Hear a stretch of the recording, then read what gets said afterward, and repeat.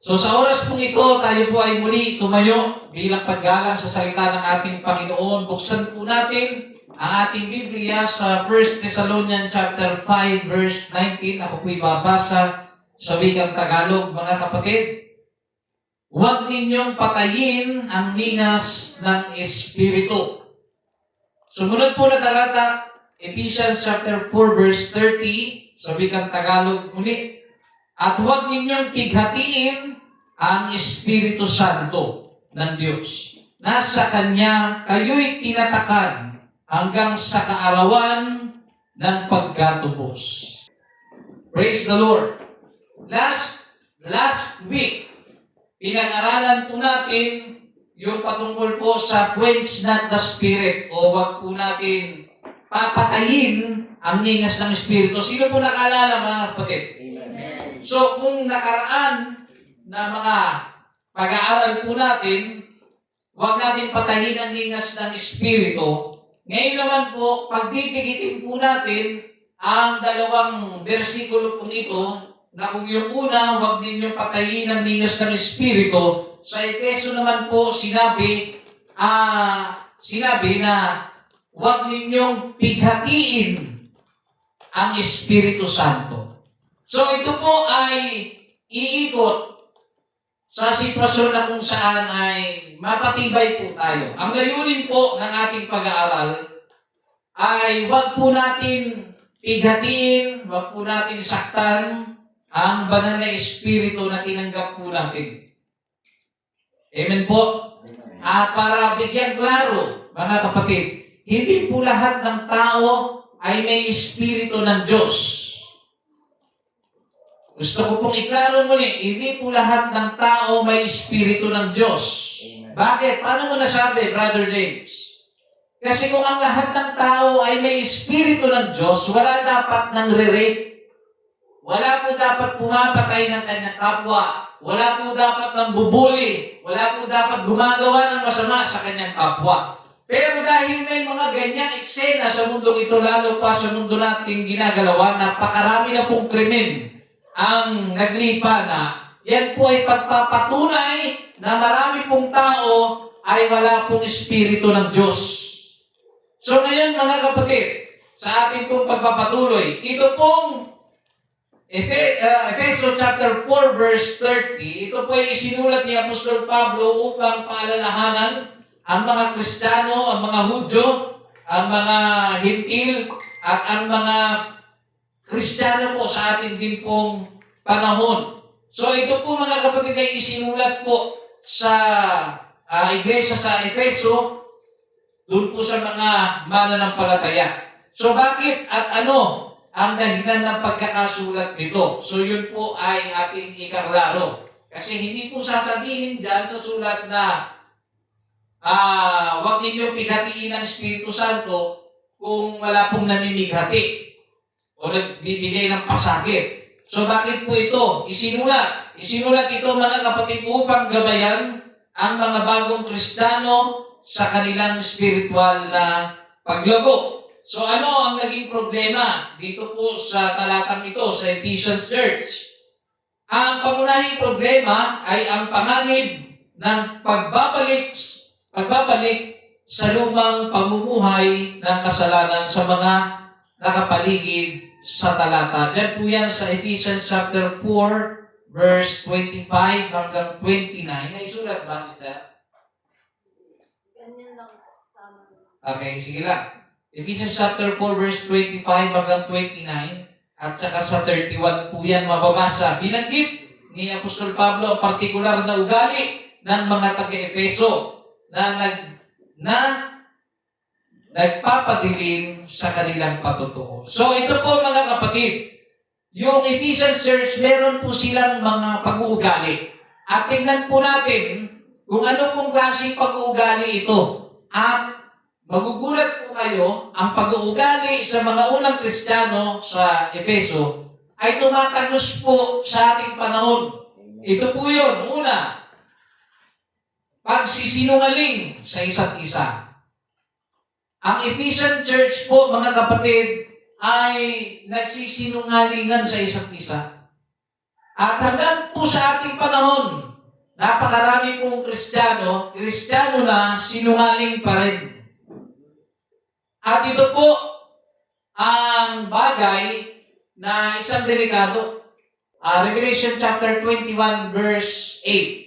Ang sabi po ng Biblia, ngunit sa mga duwag at sa mga hindi mananampalataya at sa mga kasuklam-suklam at sa mga mamamatay tao at sa mga mapakiapid at sa mga manggagaway at sa mga mapagsamba sa Diyos-Diyosan at sa lahat ng mga sinungaling, ang kanilang bahagi ay sa dagat-dagatang nagniningas sa apoy at asupre na siyang ikalawang kamatayan.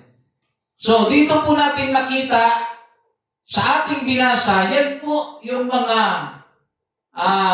kwalipikado, mga kapatid, doon po sa dagat-dagatang apoy. Isa po dyan na pag-uugali ay ang pagsisinungaling. At yan po ang nararanasan ng ilang kapatid sa kapwa-kapatid niya sa iglesia po ng Efeso. Kaya kung ikaw po ay Kristiyano at ikaw po ay sinungaling, mahilig magsinungaling, intentional magsinungaling, mga kapatid, pinaplano pa ang pagsisinungaling, yan po ay hindi tama. Kapag ikaw po ay naglilingkod sa Diyos, hindi mo pa rin hinihinto ang pagiging sinungaling, may kalalagyan ka po pagdating ng araw. Ikalawa po na nagiging problema dito po sa iglesia sa Efeso ay yung tinatawag na galit. Yung pagkagalit, mga kapatid, na nagiging dahilan ng pagkakasala at pagbibigay ng pagkakataon sa diablo. Kapag ang tao po ay napupuno, mga kapatid, ng galit, alam po natin yan at nararanasan po natin yan bilang mga tao. Amen. Na minsan sa sobrang galit mo, kung anong mahawakan mo, pinupukpok mo. Sinasaksak mo, mga kapatid. Sa sobrang galit mo, nagdidilim ang iyong paningin at nakakagawa ka ng masama sa iyong kapwa. Minsan po ay napapatay mo pa. At pag napatay mo na, tsaka ka may masmasan. Bakit po? Sapagkat ang galit po, mga kapatid, ay nagiging daan para makapasok po ang diablo at makagawa po tayo ng masama na siyang nagiging problema ng marami sa mga kapatid sa Efeso. Ikatlo po na nagiging problema, yung tinatawag na pagnanakaw. O pagnanakaw sa halip na magtrabaho ng marangal. So, sa Ephesian Church, mga kapatid, may mga magnanakaw din. At hindi po maganda sa isang Kristiyano na siya po ay magnanakaw. At para po sa kalamanan lahat, ang pagnanakaw po ay hindi lamang po basta pinaplano. Kung minsan, mga kapatid, may mga pagnanakaw na akala natin hindi pagnanakaw, pero pagnanakaw pala. Example, mga kapatid, merong nahulog na cellphone. Nakita mo, nandiyan dyan sa kalsada, nahulog sa tricycle. Nakita mo, paspas ka ngayon ng kuha. Ang sabi ng mga tao, hindi mo naman ninakaw yun eh. Nahulog yun, nadampot mo yun. Ako po mismo, mga kapatid, ang magpapatunay, naka-experiensya, nakausap ko pa, na iba daw ang nakaw sa nadampot. Mga kapatid, tandaan niyo po, ang isang bagay na iyong nadampot, sabi mo nga nadampot mo, ngunit may pagkakakilanlan at marami kang pagkakataon para isauli sa tao na may-ari niyon. Ngunit hindi mo sinauli kahit may pagkakakilanlan. Nagkaroon ka ng interes, hindi mo sinauli, mga kapatid, yan po ay pagnanakaw. Nagkaroon ka ng interes sa isang bagay na hindi naman sa'yo. Tandaan niyo po, ang anumang bagay na hindi sa'yo, may pangalan, may pagkakakilanlan, hindi mo sinauli, kahit alam mo ang tama na dapat gawin, hindi mo pa rin sinauli, yan po ay papasok sa tinatawag na pagnanakaw. Kaya wag po natin itago yung katotohanan at medyo papagandahin natin. Dampot kasi yan. Dampot naman yan. Hindi po mga kapatid. Inuulit ko po ng madiin. Anumang bagay ang nakita nyo sa daan. Anumang bagay ang nadampot nyo kuno, mga kapatid. Ngunit may pagkakakilanlan, isauli nyo po. Amen. Isauli. Paano po saan ko isusuli? Hindi ko nga kilala yung tao. Kung may contact number, tawagan mo. Kung may bag, may ID na naiwan, anong gagawin mo? Pinaka-safe na pwede mong magawa. Huwag mo na lamang puntahan. Pumunta ka sa otoridad, gaya ng police station, kasi baka mabaliktad ka. Pumunta ka doon kayo magkita, doon kayo mga kapatid, doon may sauli. No? Huwag kang magkaroon na, pagka isinuli ko to sa police station, gaano kasigurado na isusuli ng mga pulis itong 100,000 na nasa bag? Hindi mo na problema yun. Kung hindi nila isuli yun, problema na nila yun. Basta ikaw, malinis ang iyong konsensya na isauli mo ang bagay na hindi po sa iyo. Amen. Naunawaan po natin mga kapatid. Ika-4, masamang pananalita o maruming salita na nakakasira sa kapwa. Mga kapatid, meron pong mga masasamang salita pala. May mga kapatiran pala sa Ephesians na mga masasakit pala magsalita. Hindi natin alam kung ano itong mga salita-salita na to, pero sinasabi dito, masasamang pananalita. Siguro ito pag inabot ng galit, no? Ikaw nga eh. Hindi natin alam kung anong klaseng mga pananalita ito, mga kapatid, yung eksaktong salita. At sinasabi dyan, maruruming salita na nakakasira sa kapwa. Bigyan natin ng konting konting twist. Halimbawa lang, meron mo siguro, brother. Yan, nakita ko yan, namamakla yan. Kahit hindi naman totoo. No, may galit lang siya, may galit lang yan, namamakla yan. Mga kapatid, hindi po siya tama, masamang pananalita po yan. Lalo na po yung mga salita po na wala namang katotohanan. No? Bukod sa pagsisinungaling na, masama pa ng bunganga sa pagsasalita. So, hindi po siya tama. At sa atin po, mga kapatid, okay? Mga kapatid, pakinggan po ninyo, medyo masakit po ito. Totoo po ito. Alam niyo po, lalabas po ang tunay na bunga ng banal na espiritu. Lalabas po ng purong-puro. Hindi po dahil sa good mood po tayo. Hindi lamang po dahil good mood ka, lumalabas yung banal na espiritu, yung bunga. Alam niyo po ba, na ang tunay na bunga, nakaranas kayo, umakyat kayo sa puno. Kung ano pa yung mga malalaki at matatamis, nandun pa sa dulo, mga kapatid. Di ba? Nandun. So para makuha mo siya, mapipressure ka ngayon.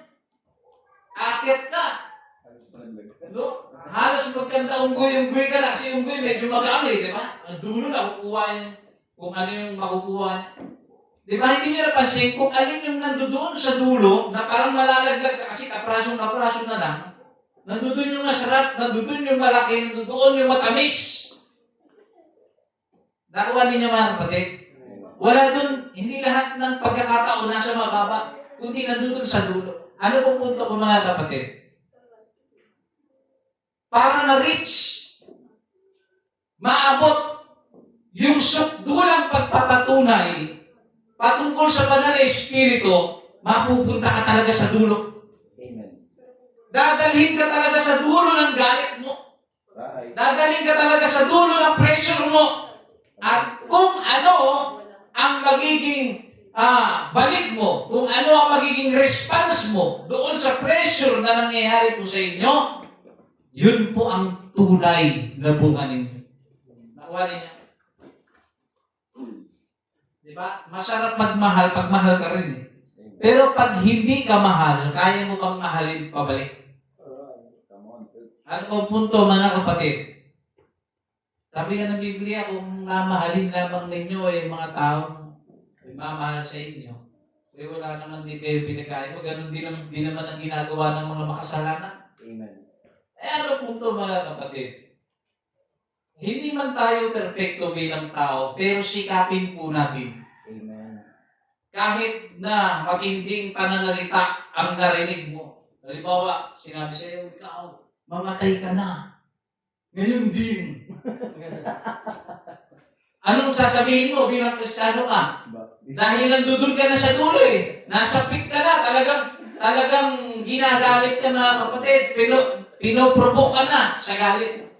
Ano ngayon ang magiging response mo? Ano ngayon ang magiging reaction mo? Tandaan niyo po, kung ano ang reaction niyo, yun ang magpapatunay kung ano po ang nasa loob po ninyo. Dahil sabi nga ng Biblia, mga kapatid, ang mabuting tao ay kumukuha ng mabubuting bagay mula sa kanyang loob. Amen. Makikita mo. Oh. Hindi yung pag nakaano ka, hindi mo nagustuhan yung narinig mo. Sinabihan ka lang ng parot na padarka, pangit, pangit. Ano po ang gagawin mo? Kung ikaw ay may banal na espiritu, mga kapatid, ha? Kung ikaw may banal na espiritu, papatulan mo ba yun?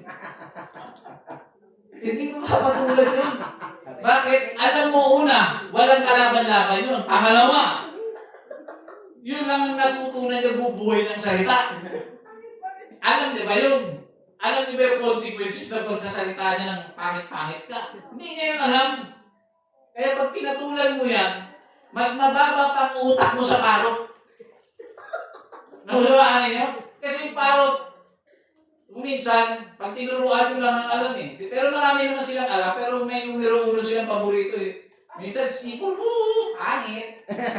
Mga kapatid, pag pinatulan mo yun, mas masahol ka pa sa parot. Parot, malitang utak, hinigitan mo pa, mga kapatid. So, inuulit ko po, itong mga masasamang pananalita na naririnig natin sa kapwa, huwag na po natin kunin, i-absorb, tapos alam yun, di ba? Yung sinalitaan ka ng hindi magaganda, inipon mo ng inipon. Lahat ng to, inipon ko! Ha? Tapos, ibinalik mo, mga kapatid, na mas masahol pa 3 times. Di ba? Ang dami nung napuno ka na, sinusumpa ko, ulamin kita. Mamatay ka na. Ngayon din, bukas, magpakailanman. Grabe, matindi ang iyong galit, mga kapatid. Hindi siya maganda. No? Inuulit ko po, ang Ephesian Church ay nakakaranas po nito ng mga masasamang pananalita, maruruming salita na nakakasira. Tandaan niyo po salitang masama na nakakasira sa kapwa. Tingnan niyo unbeliever, nakarinig ka na hindi maganda, di ba nakakasira ng loob? Kristiyano ka pa naman, ganyan pa. Di ba nakakasira ng ano? Pero kapag binalikan mo pa siya ng salita, ay mas masahol ka pa, mga kapatid, doon sa unang gumawa. Naunawa ninyo?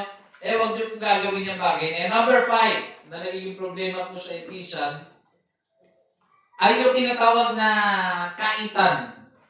Nagkakait sila sa isa't isa. No? Mayroong puot, may kagalitan, may paninira. Yan. Ganyan po. Siguro kung isa sa atin mapunta sa panahon na yun doon, baka sabihin mo, totoo pa ba talaga ang Kristyanismo? Dahil lahat, hindi mo lukusang maisip di ba? Makabaptize in Jesus name, tapos ganun nung pinasapit nila. Buti pa nga dito Magkaanggaang lang tinatago lang yung wallet mo. Diba? Pero sinusoli naman. Pero, iba po talaga doon. Okay? So, tuloy po tayo. Ano ang pagkakaiba ng 1 Thessalonians chapter 5 verse 19 at Ephesians chapter 4 verse 13? Tingnan natin yung pagkakaiba. Kasi yung isa, huwag niyong patayin ng hingas ng espiritu. Yung isa naman, huwag ninyong pighatiin ang espiritu. Ngayon po, ang 1 Thessalonians chapter 5 verse 19 ay tumutukoy sa pagpatay sa ningas ng pagkilos at mga kaloob ng banal na espiritu, tulad ng paghamak sa mga pahayag ng Diyos. Samantalang ang Ephesians chapter 4 verse 30 ay tumutukoy sa pagpapaiyak o pagpapalungkot sa Kanya dahil sa ating mga kasalanan at maling pag-uugali. So, ang 1 Thessalonians chapter 5 verse 19, ito po ay pagpatay sa ningas ng Espiritu. Ngayon po, ang pangunahing ideya ay kawalan ng sigla o pagpigil sa mga kaloob at gabay ng Espiritu. So, yung 1 Thessalonians chapter 5 verse 19, yung pagpatay sa ningas ng Espiritu, ito po ay dumadaan po sa tinatawag na kawalan ng sigla. So, kapag ka ikaw po, pinapatay mo ang ningas, yung apoy ng banal na Espiritu sa buhay mo, nagkakaroon ka po ng kawalan ng sigla at pinipigilan mo yung mga kaloob at gabay ng Espiritu. Nawawala na po ang sigla. Kaya nga kung mapansin po ninyo, hindi po lahat ng nabautismuhan nagpapatuloy. May mga tao, mga kapatid na nung sila po ay nakakilala sa Diyos, nagsisi po sila, umiyak sila. Nakikita po natin yon. Napaka-pure ng kanilang pagluha, napaka-pure ng paghingi nila ng tawad sa Panginoon. Pero pagdating po ng mahabang panahon, kung minsan isang linggo lamang po, hindi na po sila bumabalik sa simbahan. Hindi na po sila bumabalik sa paglilingkod sa Diyos. Bakit po? Sapagkat namatay na po yung apoy. Naunawaan po ninyo. Kaya, hindi po bentahe na kapag kayo po ay nabautismuhan, ay talagang sigurado na ikaw po ay sa langit na. Amen. Dahil marami pa pong pagsubok ang pagdadaanan. Marami pa pong mga bagay na kung saan ay maaaring pumigil po sa inyo sa paglilingkod po ninyo sa ating Panginoon. So ngayon po, mga kapatid, pag nawala na po ang sigla, mamamatay na po ang apoy. Isipin niyo po, mga kapatid, bakit hanggang ngayon nandito ka pa rin, naglilingkod sa Panginoon? Kasi kung ikaw po ay nandito dahil lang sa wala naman akong gagawin sa bahay, o dahil lang sa no choice naman na ako o dahil lang sa wala naman akong pasok ngayon Kumbaga, nasa loob ka lang ng simbahan na hindi ka naman nakakaramdam ng kasiyahan ng pagpunta, nasa delikadong sitwasyon ka, mga kapatid, ng paglilingkod. Para mas maintindihan po natin sa mga nakaranas pong ma-inlove, alam po ninyo yan, pag kayo po ay na-inlove, gusto nyo palaging makita yung tao. Amen? Gusto nyo palaging makita, madalaw, makasama. Minsan pagkasama mo ba, sasabihin mo, sana huminto na lang ang oras. Sapagkat pag ikaw ay kasama ko, talaga namang ang problema ko'y nawawala. Pag ikaw ang kasama ko, parang ang lahat ng kabigatan mo sa buhay, nawawala. Kasi masaya ako pag kasama kita. Alam niyo yung mga pananalita na yan, hindi po yan nagtatagal.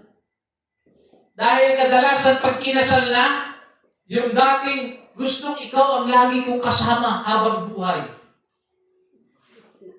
Mapapalitan na, umuwi ka na nga, sabi nyo. Nakakarinti ang boses mo. Diba? Yung mga sweet message na yan, mga kapatid, hindi po yan nagtatagal. Yung mga message na, kumain ka na ba? Ay! Tinanong niya ako, kumain na ako, concern siya sa akin. Panalo. Pero pagka kilala mo yung tao, so, kumain ka na ba? Wala kang pakialam kung kumain na ako o hindi. Gusto mo ba sunduin kita? May paa ako para umuwi. Hindi ko kailangan ng kasabay. Bakit? Nawawala po yun. Nawawala at lumilipas po ang kilig. Nawawala at lumilipas po, mga kapatid, yung time na nai-love ka. Kaya nga po, mga kapatid, if I'm not mistaken, yung Ephesian Church na masigasig sa gawain ng Diyos, kahit masigasig po sila, ano sabi ng Panginoon, I have against you. You left your first love. Importante sa Diyos yung first love, mga kapatid.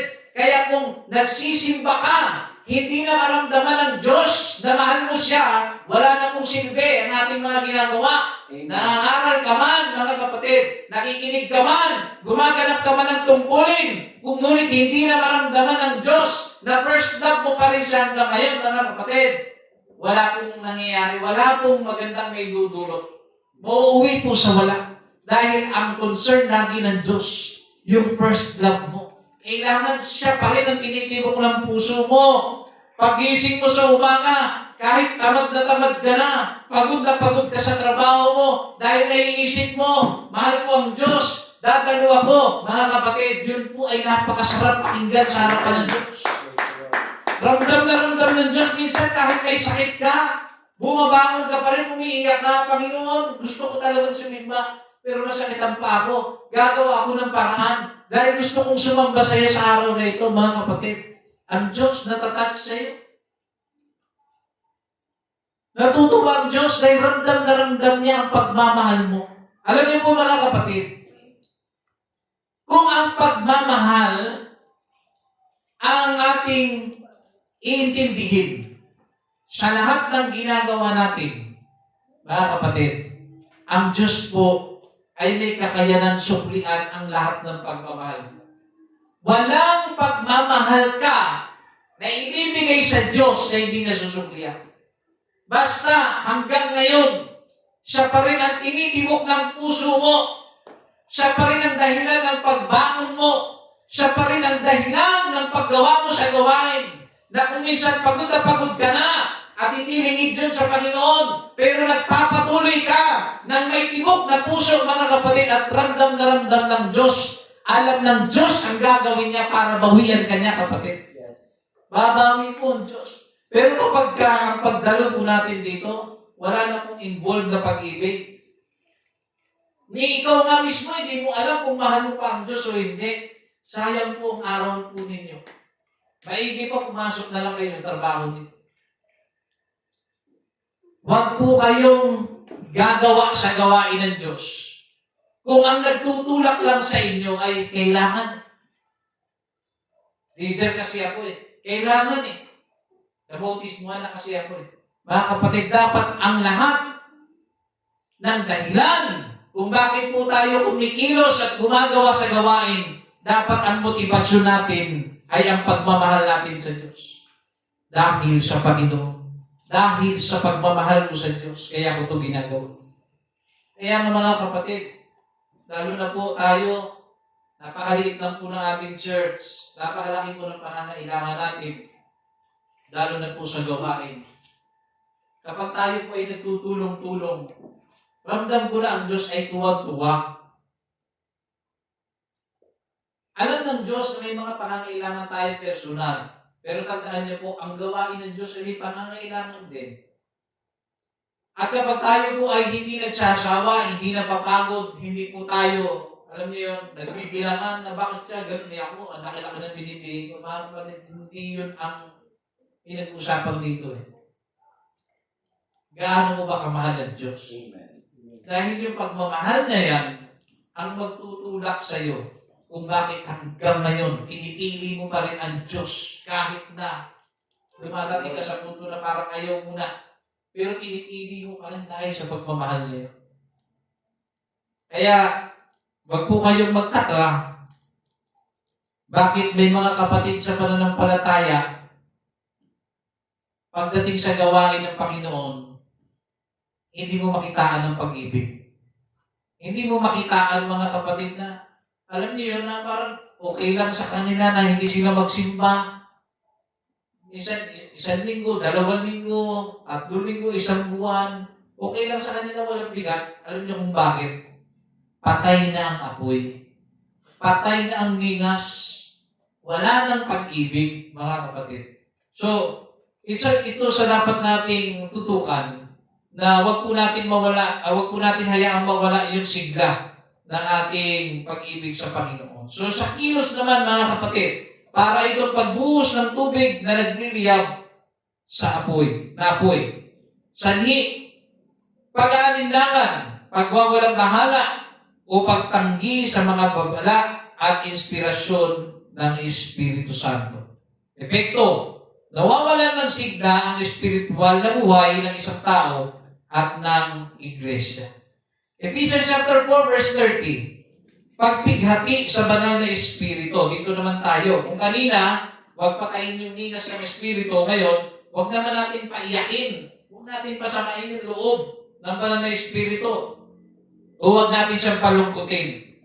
Pangunahing ideya, mga kapatid, paglabag sa moralidad na nagdudulot ng kalungkutan sa espiritu. So, lumalabag po tayo sa moralidad. Halimbawa, nagiging immoral ka na, lalaki ka, kristiyano ka, tapos mamamakla ka. Napipighati po dyan ang banal na espiritu. Yung lahat ng immorality, mga kapatid, napipighati po yan. So, pagdating po sa kilos, para itong paggawa ng labag sa relasyon na isang malapit na kaibigan o kasama sa buhay. So, sa madaling salita, kung meron kang healthy na relationship sa Panginoon, hindi ka gagawa ng bagay na makakasira sa relasyon mo sa Diyos. Yun ang pinakamadaling paraan para mapag-unawa po natin kung ano ibig sabihin na huwag natin paiiyakin, huwag natin palulungkutin, huwag natin pipighatiin ng banal na espiritu. Ibig sabihin, huwag tayong gagawa ng bagay na makakasira sa relasyon natin sa Diyos. Naunawaan natin, mga kapatid. O ito sa mga kapatid po natin sa pananampalataya, ito po ay isang pagpapaalala lamang. Ngayon, hindi po ba't single po kayo? Hindi po ba nabibili nyo ang gusto ninyo nang mag-isa lang kayo? Bibili ka ng Angel's Burger, buy one, take one, sa iyo lahat yun. Nakatutok ka sa sarili mo. Nakatutok ka rin sa Diyos. Ang dami mong pangarap sa Panginoon. Pag ako nakapagtrabaho, tutulong ako sa gawain ng Diyos. May mga narinig akong ganyan, mga kapatid. Awa ng Diyos wala na sila. Backslide na po sila. Ang sarap pakinggan bilang leader kasi nakikita mo na wow, tumutubo yung salita ng Diyos sa kanila. Diba? Pag ako nakalipad, tutulong ako, imposible yun. Hindi ka makalakad Lilipad pa kaya? Mga kapatid, lilipad sa ibang bansa, tutulong daw ika. May mga ganong tao po, mga kapatid, na ang dami. Meron naman, pagalingin lang ako ng Diyos, mahirap lang magsalita. Pagalingin lang ako ng Diyos, mahirap lang magsalita. Ayun, backslide. Inagaling ng Diyos. Pero nag-backslide. Yun na nga, mahirap magsalita. Mga kapatid. So ano po ang ibig sabihin? Okay? So, wag po natin pipighatiin. Wag po natin hahayaan na yung ating relationship sa Panginoon ay masira dahil lang sa, alam niyo yun, masasamang gawain. Automatiko, mga kapatid, pagka ito, tayo nga di ba? Pag nagsisimula pa lang kayo sa relasyon, i-update mo ko kung saan ka pupunta. Di ba? Ganyan yung mga nagsisimula pa lang. Yung una, masaya pa yan Pero pag matagal na, nakakasakal ka na. Di ba? Kakain na ako. Susubo na ako. Maliligo na ako. O sino kasama mo dyan, ano yun? Parang preso na binabantay ng pulis online. Kulong online.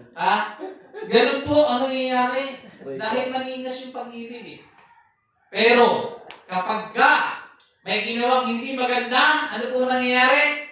Nagagalit yung karelasyon. So kapag meron kang hindi magandang ginawa, nagagalit yung mahal mo. Ganon din sa Diyos.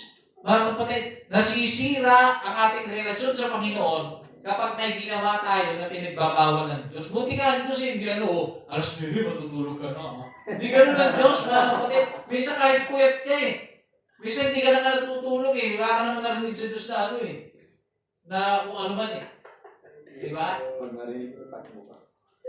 So, sa atin kong pagpapatuloy mga kapatid, sa kilos para itong paggawa ng labag sa relasyon ng isang malapit na kaibigan o kasama sa buhay. Sanhi, kasalanan tulad ng kapaitan, galit, sigawan, panlalait, at masasamang salita ayon sa sumusunod na talata. Ephesians chapter 4 verse 31. Pwede ba natin basahin? Okay. Ang lahat ng kapaitan, yung bitterness, mga kapatid, lahat ng kapaitan at kagalitan at pagkakaalit at kadaldalan. Tingnan nyo, mga madadaldal. At panglilibak ay mga alis nawa sa inyo, pati ng lahat ng masasamang akala. Kaya yung mga, sorry akala ko kasi. Huwag kang magre-react kung akala pa lang naman. Kaya kayo nag-aaway Di ba? Bakit gabi ka? Meron ka na namang bago, no? Malay mo ba kung nabutasan, naplatan, tapos dumaan sa vulcanizing?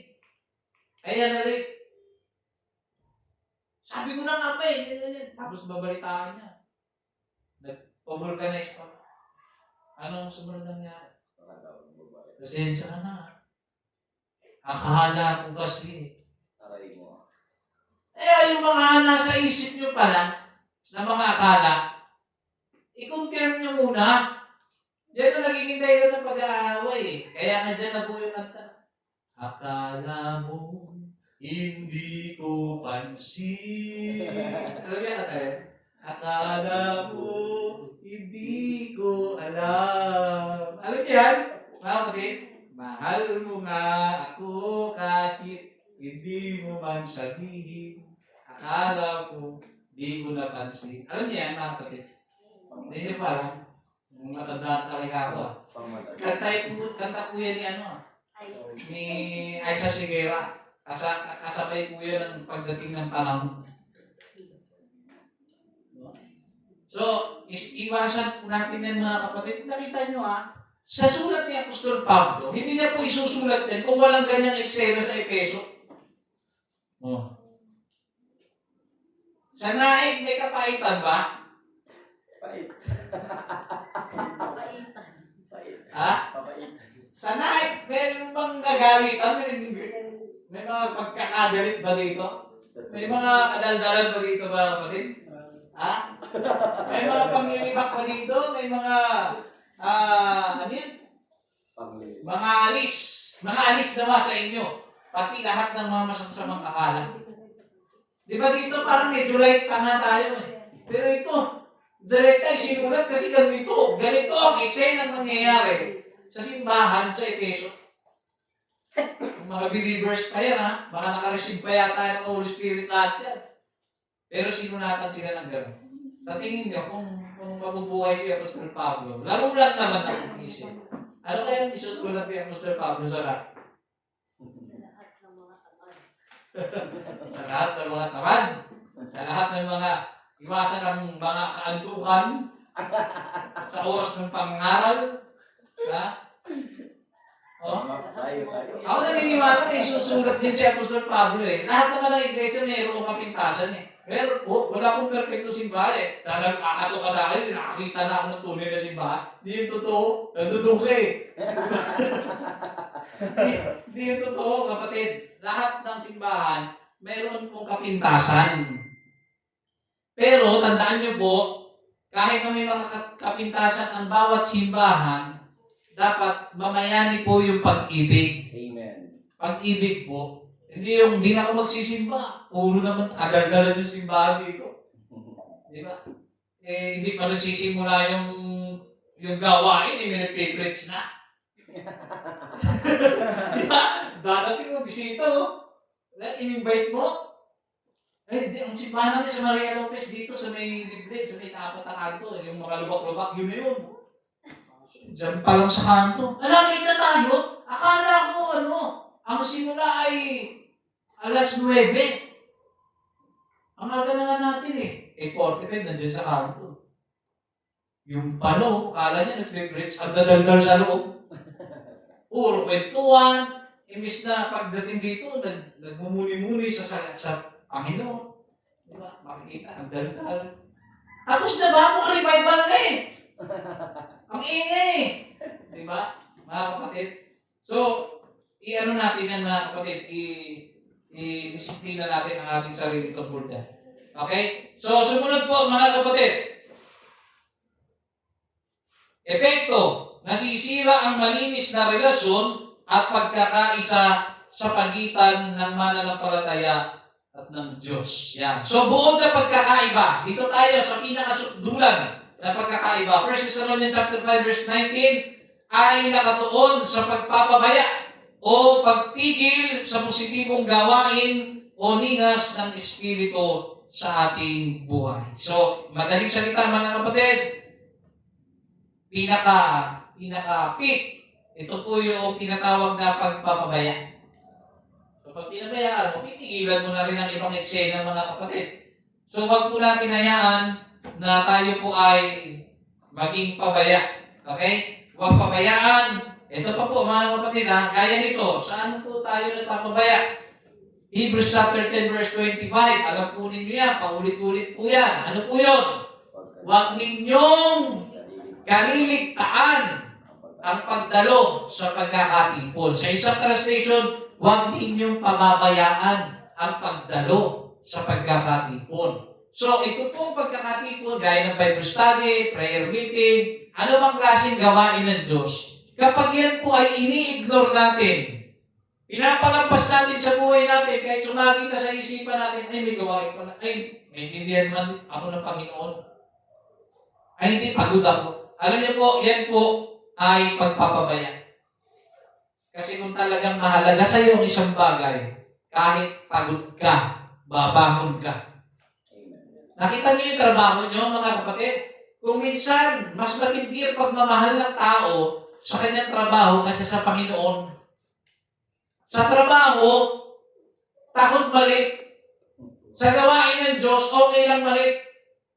Sa trabaho, takot mapagalitan ng kanyang boss. Sa church naman, sa preaching, ang daling magdamdam. Naunawaan niyo mga kapatid? Huwag naman po sana tayong ganun. Sumunod po, Ephesians chapter 4 verse 30. Ito po ay nakatuon sa paggawa ng kasalanan sa aktibong nagdudulot ng lungkot o sakit sa banal na espiritu na nananahan sa atin. So, tandaan niyo po, pag tayo po pala ay nakakagawa ng kasalanan, tayo po ay gumagawa. Ano po ang nangyayari sa espiritong tinanggap natin? Nalulungkot po, napipighati. Kaya nga kung aware po kayo, pag kayo po ay, kaya nga importante po yung napupuspos tayo Kung tutuusin, araw-araw, pwede tayong puspusin Tayo lang yung may problema kung minsan. Pag nagpe-pray tayo, minsan, para tayong lasing, para kakainom lang, o kakanagay lang. Diba? Alam niyo po, pag nananalangin po kayo, kung talagang matindi yung devotion nyo sa Diyos, hindi yan mawawala Talagang ramdam nyo na nag-i-speaking in tongue po kayo kahit nagpe-pray lang kayo. Kasi, yung fellowship mo sa Panginoon, lapit Pero pag malayo, Lord! Medyo kakatuwa pero totoo paramdam mo naman sa akin. Alala ko talaga, paramdam mo naman sa akin na mahal mo ako. Diba? Alam niyo mga kapatid, huwag niyo pong hahayaan na yung banal na espiritu tinanggap natin, iiyak, namimigati. Pag kayo po ay nasa presensya palagi ng Diyos, ito po pag kayo po ay gumawa ng masama, halos hindi kayo patulugin. Ako pinagsasabi ng totoo at sa mga makaka-relate nito, ibig sabihin, nasa estado po kayo na okay ang inyong relasyon sa Diyos. Pag kayo po ay nakagawa ng masama, hindi po kayo mapakali. Hindi man yung sinasadya o sinasadya, hindi po kayo mapakali. Minsan, nagawa mo lang yung kasalanan dahil nabigla ka lang, dahil tao ka. Nakapagsalita ka ng hindi tama. Nakagawa ka, nakasakit ka. Pero after mo yung sabihin, after mo yung magawa, after mo yung maisip, minsan, matutulog ka na lang. Inuusig ka ng konsensya mo. Amen. Hindi ka pinatutulog, mga kapatid. Bakit?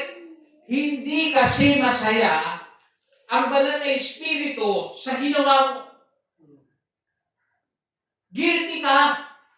Minsan nagtatrabaho ka, ramdam na ramdam mo yung bigat, mga kapatid.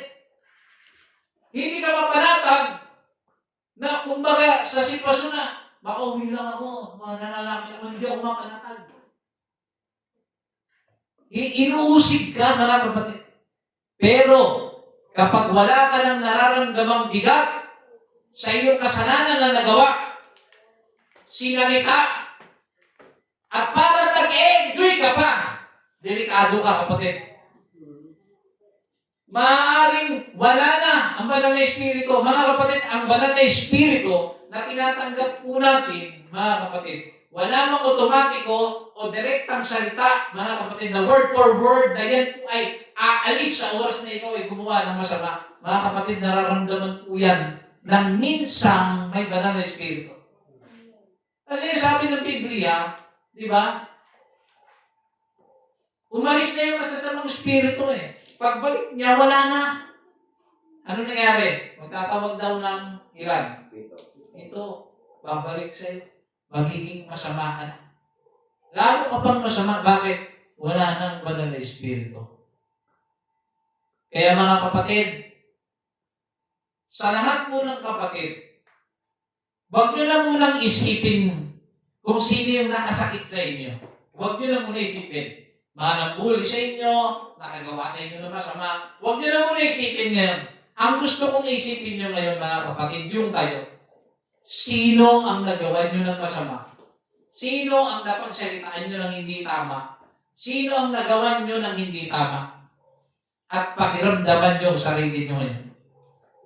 After ninyong gawin ang bagay na makapagpapasama sa relasyon ninyo sa Diyos, nakatulog ka nga, paggising mo, kung galit ka pa rin, may problema ka, kapatid, delikado ka. Dapat nararamdaman mo yung pagsisisi. Dapat nararamdaman mo, Lord, may mali ako. Alam kong nagawa ko yun dahil nasaktan din ako. Pero mali ito. Nararamdaman nyo pa ba, kapatid? Nararamdaman nyo pa ba sa inyong sarili, may mali ako? May mali nga siya, pero may mali din ako. Hindi mo tatakpan ang kamalian mo dahil galit ka lang. Kapatid, isipin niyo mabuti. Nararamdaman niyo pa ba na kinukonsensya kayo ng banal na espiritu? Kung may pagkukulang kayo, may galit kayo sa inyong kapatid, sa inyong asawa, sa inyong nanay, sa inyong kaibigan, nagawa niyo sila ng masama, kung nakakatulog ka pa ng maayos, delikado ka, kapatid. Sumisimba ka. Nagpupuri ka. Pero wala ka na sa presensya ng Diyos. Alam niyo, mga kapatid, ang pinakamasakit na pwedeng maranasan ng isang mananampalataya, yung naglilingkod ka sa Panginoon, pero ang presensya ng Diyos malayo na sa iyo. Kaya nga, mga kapatid, sa tuwing sa pagsamba, itinataas natin ang ating kamay, lumuluhod tayo, nagpupuri tayo, naiiyak tayo, mga kapatid, dahil natatats tayo ng presensya ng Diyos. Pero isang tanong, wala bang nagko-correct? Hindi ka na ba nako-correct ng banal na espiritu sa tuwing nakakagawa ka ng masama? Kasi kung wala na pong nagko-correct, You need revival today. Tapatan kong sasabihin sa inyo mga kapatid. Kaya nga mga kapatid hindi nyo maintindihan kung minsan sarili mong kapatiran, hindi mo maintindihan kung minsan. Bakit? Sabi niya, sinabi ko lang po ito. Bakit? Paulit-ulit na lang yung ginagawa sa'yo, bakit parang okay lang sa'yo? Paulit-ulit na lang kayo sa scenario ganyan, tapos mag-aaway kayo, tapos mabuti pa tapusin nyo na yan. Huwag na kayong magsama-sama.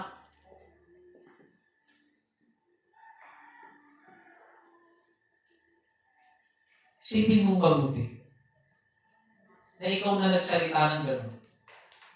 Nasa iyo ba? Nasa iyo ba ang banal na espiritu?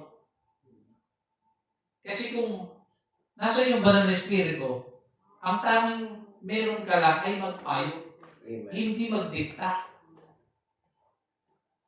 At ikaw naman, na ginawa ng masama, bakit paulit-ulit ka nagpapatawad? Kahit sobrang bigat. Minsan kahit matagal, pero nasa isip ko kailangan mo magpatawad kasi yun ang kailangan. Yun ang puro. Yun ang aral ng Panginoon. Ginagawa mo pa rin. Diba? Binababa mo pa rin ang sarili mo. Bakit? Kasi ang banal na espiritu nasa iyo pa. So gusto ko ito ditong bigyan ng linaw at tiin sa bawat isa po sa inyo. Kung, pakinggan niyo po, ulitin ko po, kung may mga nasaktan kayo, inuulit ko po, huwag nyo lang muna isipin yung nakasakit sa inyo, nagdamdamin nyo, nagmaliit sa inyo, nambuli sa inyo, nangmura sa inyo. Huwag yun, hindi yun ang pag-uusapan natin. Ikaw, minsan ba sa buhay mo may nasaktan ka? Minsan ba sa buhay mo may napagsalitaan ka? Meron kang nanakit ka, nakasakit ka, kapatid. Ngayon ang tanong, nakakatulog ka ba ng ayos? Wala bang umuusig sa'yo? Kasi kung nakakatulog ka ng maayos, naaatin mong matulog ng maayos, naaatin mong matulog ng may sama ng loob, may problema ka. Kahit di mo aminin, may problema ka. Dahil kung meron kang maayos na relasyon sa Diyos, ibababa mo ang sarili mo na umaamin, Panginoon, may mali ako. Patawarin niyo po ako. Kaya minsan hindi tayo makapasok sa presensya ng Diyos Kahit minsan, ultimo pagsamba natin sa Panginoon, marami niya Ultimo pagpupuri natin sa Diyos, hindi tayo makapasok sa presensya ng Diyos. Kasi meron tayong mga bagay na hindi na tayo nagiging aware. So, sa oras po ito mga kapatid, kung gusto natin maranasan muli ang presensya ng Diyos, iayos po natin ang ating mga sarili. Number 4, ano ang naging solusyon? Dito na po tayo sa huling bahagi. Ano ang naging solusyon ni Apostol Pablo? Kung ang solusyon niya kasi sinulatan niya, hindi po ba? Sinabi niya kung ano yung mga bagay na dapat nilang malaman. At ang solusyon po na kanyang ginawa ay ito. Ibinigay ni Pablo,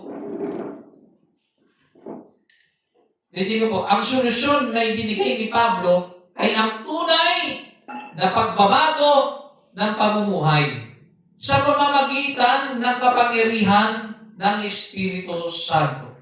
So, hinatin niya po ito, mga kapatid, sa 3 hakbang. Ano po ito? Importante po ito, mga kapatid. Pakinggan niyo po. Iwanan ang lumang pagkatao. Itigil ang pagsisinungaling, pagnanakaw, at masasamang salita, etc. So, sa madaling salita, mga kapatid, iwan na po natin yung luma nating pagkatao. Bit-bit pa rin kasi Hanggang ngayon, kung kayo po ay maglilingkod sa Diyos, na meron pa rin kayong lumang pagkatao na binibit-bit, mga kapatid, along the way sa paglilingkod ninyo, hindi po kayo tatagal. At maaaring pagdating ng rapture, hindi pa po tayo makasama. Yung lumang pagkatao, hindi, mga kapatid, alisin na natin yan. Hindi po yan tama mga kapatid na nakikita sa atin. Sabi ko nga sa inyo, makikita ang tunay nating bunga kapag nandoon po tayo sa pressure. Pressure, pinakamatinding salita, kaya mo bang tanggapin? O kaya mong tanggapin at i-translate siya ng mas masakit at ibabalik sa tao? So, yun po, isip-isipin po natin yan mga kapatid. Sumunod, baguhin ang pag-iisip. Romans chapter 12, verse 2. At huwag kayong magsiyaon sa sanlibutan ito, kundi mag-iba kayo sa pamamagitan ng pagbabago ng inyong pag-iisip upang mapatunayan ninyo kung alin ang mabuti at kaya-aya at lubos na kalooban ng Diyos. So sinasabi dyan mga kapatid, huwag kayong magsiyaon sa sanlibutan ito, kundi magbago daw tayo ng pag-iisip. Baguhin na natin. Mga kapatid. Ikatlo, isuot ang bagong pagkatao. Palitan ang galit at puot ng kahabagan, kabutihan, at pagpapatawad sa isa't isa. Kung paanong pinatawad din sila ng Diyos kay Kristo. Mga kapatid, tingnan nyo napakadali pong sabihin na, Brad, magpatawad ka na. Patawarin mo na. Ang dali po niyan sabihin talaga. Lalo na kung di ka naman kasama. Hindi ka naman involved. Hindi ka naman nakaranas kailanman. Pero doon po sa nakaranas ng pasakit, hirap, inagpis, dahil sa siya po inagawa ng masama. Mabigat po yun. Pero ang punto lang po dito mga kapatid, sa mga nagawaan po ng masama, sa mga nagawaan po mga kapatid na hindi maganda sa kanyang sarili, ginawan kayo ng hindi maganda, sinalitaan kayo ng hindi maganda, nakaranas kayo o naka-experience kayo ng mga bagay na alam niyo hindi ka tanggap-tanggap, hindi mo deserve na ganunin. Ang hirap pong magpatawad. Totoo, napakahirap. Pero dahil may banal na Espiritu Santo ka, lagi mong iniisip, Lord, kung ako lang, hindi ko kaya. Kung ako lang ang magpapatawad, gamit ang sarili kong kalooban, hindi ko kaya, Panginoon.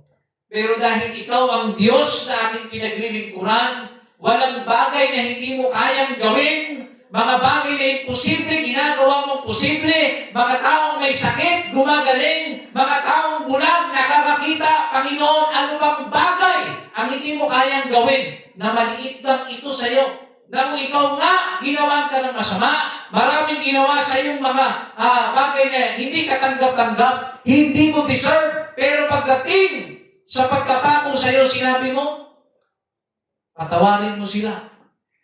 Hindi nila alam ang kanilang ginagawa. Amen. Panginoon, tulungan mo akong maging gaya mo. Dahil ikaw ang nakikita kong perpektong halimbawa ng pagpapatawad. Kaya, sana, Panginoon, paghilumin mo ang sugat ko. At matutunan kong patawarin ang kapwa ko. Mga kapatid, tutugon po ba ang Diyos? Tutugon po ang Diyos. Kailangan lang po natin aminin mga kapatid na may mga bagay na hindi po talaga tayo kaya. Amen? Ephesians chapter 4 verse 32. At magmagandang loob kayo sa isa't isa, mga mahabagin, na mga nagpatawaran kayo sa isa't isa, gaya naman ng pagpapatawad sa inyo ng Diyos kay Kristo. Tingnan ninyo po huwag mo aalisin sisa. Kasi kanina, may mga binanggit dyan si Apostol Pablo na sila po ay nagsisinungaling sa isa't isa, may galit, may mga pagnanakaw na eksena, may mga masasamang pananalita, may mga puot, galit, paninira, etc. Ang dami Pero pagdating po rito, sinabi niya, ito yung solusyon. Magandang loob kayo sa isa't isa. Mga kapatid, magandang loob tayo sa isa't isa. Hindi man tayo Ephesian Church. Pero ito po ay magandang aral na dapat po natin matutunan. Maging magandang loob po tayo sa isa't isa, mga mahabagin, mga patawaran kayo sa isa't isa, Gaya naman ng pagpapatawad sa inyo ng Diyos kay Kristo. Tandaan niyo po mga kapatid, ang standard ng pagpapatawad ay hindi lamang para kalimutan ng sakit. Ang standard ng pagpapatawad, mga kapatid, ang sabi dyan, gaya naman ng pagpapatawad sa inyo ng Diyos kay Kristo. Bakit gaya ng pagpapatawad ng Diyos? Kasi yung Diyos, pag nagpatawad, totally, kakalimutan niyang lahat. Hindi niya babalikan ang lahat ng ginawa. Pag ang Diyos nagpatawad, mga kapatid, hindi po siya gaya ng tao na kapag ginawaan ulit ng masama, ang tao, di ba ganon? Inuungkat ulit yung dati. Inuungkat ulit yung nakaraan na, lumipas na, 10 years ago pa, inuungkat ulit. Hindi po ganon. Hindi po ganon ang pagpapatawad. Kaya pag nagpatawad ka, kapatid, pag nagpatawad kayo, make sure, hindi nyo po babalikan yung dati. Hindi nyo babalikan yung dating pagkakamali. Hindi nyo po babalikan yung dating mapait na nakaraan, mga kapatid. Magsisimula ka ulit ngayon. At kung nagkaroon siya ng atraso sa'yo, yun lang yun. At huwag mo na babalikan yung dati. Dahil ang tunay na nagpapatawad, gaya dapat ng pagpapatawad ng Diyos. Ganun. Maaaring mag-recall sa'yo yun, yung dati niyang ginawa, pero wala nang bilang yun eh. Ikaw nga tayo nga mga kapatid, ako lang o kung sino man, lahat po tayo may mga madilim na nakaraan, may mga madilim na pamumuhay, may mga masalimuot na kasalanan, mga kapatid, na kung minsan hindi na po ito katanggap-tanggap, nakakahiya na po, at pawang hindi na po kapatawad-tawad sa harapan ng ating Panginoon. Ngunit nung panahon lumapit ka, nung panahon mga kapatid na nagpuri ka, nung panahon na lumapit ka at nanalangin sa Kanya na Panginoon, patawarin niyo po ako, pinatawad ka ng Diyos. Pinatawad po tayo ng Diyos nung lumapit tayo sa Kanya. Tapos tayong tao, kung minsan, yes, I acknowledge everyone. Ina-acknowledge ko po na bilang mga tao, sobrang hirap magpatawad sa mga taong nakagawa sa atin ng kasalanan. Pero sasabihin ko rin po sa inyo ng straightforward, kung bubuksan natin ang ating puso sa pagpapatawad, sa tulong ng Diyos, hindi sa pilit ng damdamin po natin, magagawa po natin magpatawad. Amen. Makakapagpatawad din po tayo. At hindi po ito, hindi lamang ito para pakawalan ang sarili mo sa galit. Kundi para pakawalan ang pag-ibig ng Diyos sa kanila. Minsan, di ba, isang side lang yung ating naririnig eh. Magpatawad ka para makawala ka sa galit. Para makakilos ka. Isang point yun. Pero ang isa sa bagay na dapat nakikita natin, pag pinatawad ko siya, pag pinatawad ko ang taong nagkasala sa akin, hindi ko lamang benepisyo. Benepisyo rin ng taong pinatawad ko. Amen? Para sa iyo masaya. Amen po? So sa ating pagpapatuloy conclusion, Ephesians chapter 4 verse 30, mga kapatid, binanggit kasi dyan mga kapatid, sa huling talata, babasa lang po ako ng buo Sabi kasi dyan sa Ephesians 4:30, at huwag ninyong pighatiin ang Espiritu Santo ng Diyos na sa Kanya kayo'y tinatakan. Huwag niyong pighatiin ang Espiritu. Sabi dyan, kayo'y tinatakan hanggang sa kaarawan ng pagtubos. So yung Espiritu Santo, mga kapatid, ay isa pong tatak. Tatak po yan, mga kapatid. So itong tatak po na ito, sinasabi, hanggang sa kaarawan ng pagtubos. Kung may banal na espiritu ka, di nasa iyo na yan. Hanggang kailan? Hanggang sa kaarawan ng pagtubos. Kailangan ma-maintain natin na ang banal na espiritu, ang Espiritu Santo o ang kanyang bunga, manatili sa atin hanggang sa kaarawan ng pagtubos. Kasi sa pagtunog ng trumpeta, wala na yung bunga. Tandaan niyo po kapag wala yung bunga, wala yung puno. Pag tumunog ang trumpeta, wala ang bunga mga kapatid, hindi po tayo makakasama. Ang sabi po sa 1 Corinthians chapter 15, verse 51 hanggang 52, narito, sinasaysay ko sa inyo ang isang hiwaga. Hindi tayong lahat ay mga tutulog. Pag sinabing mga tutulog, hindi po mamamatay lahat ng tao. Hindi po tayo lahat mamamatay. Ngunit, tayong lahat ay babaguhin sa isang sandali, sa isang kisap mata, sa huling pagtunog ng pakakak o yung trumpeta, sapagkat tutunog ang pakakak at ang mga patay ay makabubuhay na maguli na walang kasiraan at tayo'y babaguhin. Alam niyo mga kapatid, isang napakaganda itong pangyayari sa buhay po natin na sa oras po na tumunog ang trumpeta, ang sino mang may bunga, siya ang nakakasama. Naunawaan natin mga kapatid. So kung ibig nating makasama sa kaarawan ng pagtubos, huwag nating patayin ang ningas ng Espiritu at huwag nating pighatiin ang Espiritu Santo. Mga kapatid, sa oras pong ito, bago po tayo magtapos, let us all stand. Isipin natin. Mga kapatid, kamusta? Kamusta ang inyong lagay? Sa mga tumanggap ng banal na Espiritu, ramdam niyo pa ba na ang banal na Espiritu ay tinuturuan pa tayo? Ramdam niyo pa ba na ginagabayan pa ba tayo? Ramdam niyo pa ba yung guilty?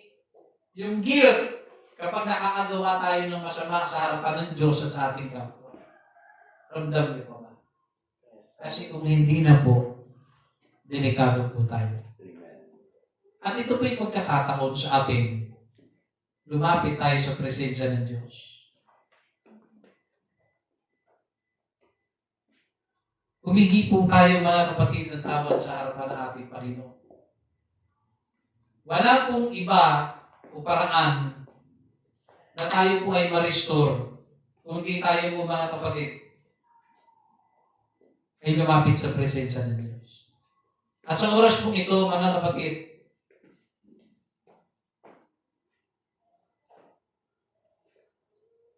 ibaba po natin ating sarili. Praise the Lord. Hallelujah. Ibaba po natin ang ating sarili, mga kapatid, sa ating Panginoon. Pakiramdaman po natin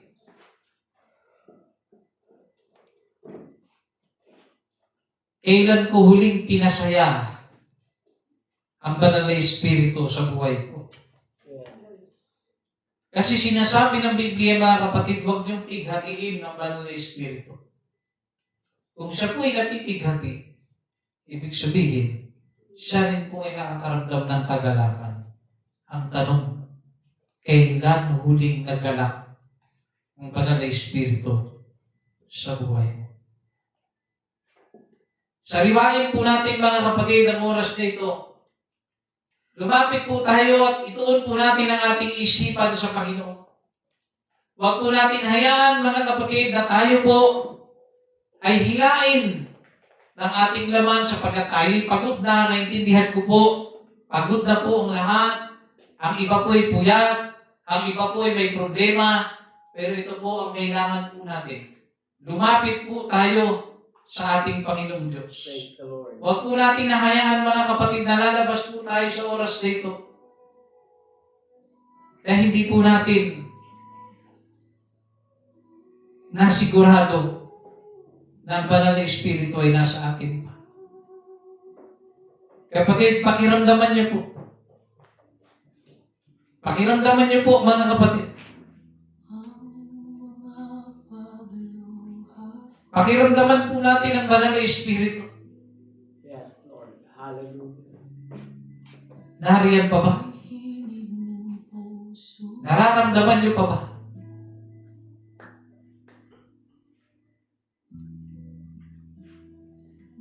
Nakakaramdam pa ba kayo ng galak sa tuwing kayo'y dumadalo sa gawain ng Diyos? Nakakaramdam pa ba kayo ng kagalakan sa tuwing nagpupuri sa Diyos? Nakakaramdam pa po ba tayo ng kagalakan sa tuwing tayo sumasamba sa Panginoon? Nararanasan pa rin ba natin ang banal na Espiritu na nagpupuspos sa atin sa tuwing tayo ay tumatawag sa pangalan ng Diyos? Let us come to the Lord today. Magpalinis tayo mga kapatid sa harapan ng ating Panginoon.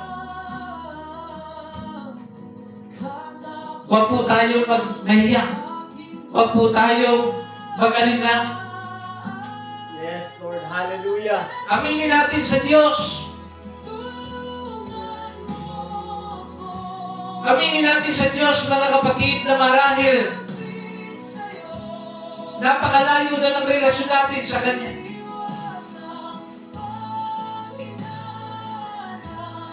Let us come closer to the Lord. Let us talk to God.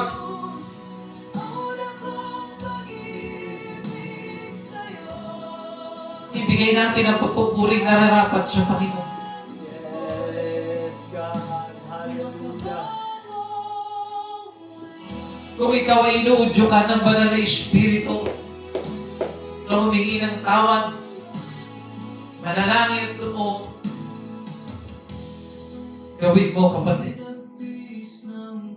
Aminin po natin ang ating pagkakamali sa Diyos. Hallelujah. Hallelujah, hallelujah. Purihin ang iyong dakilang pangalan, O Diyos.